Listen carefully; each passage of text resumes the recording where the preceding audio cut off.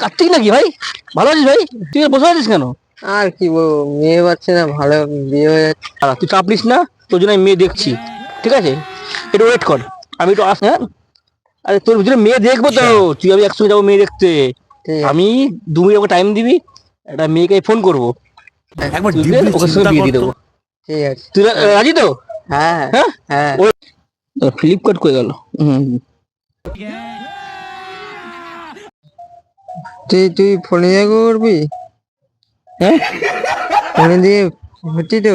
আরে হ্যাঁ, ফ্লিপকার্টে ভালো ভালো মেয়ে অফার চলছে এখন।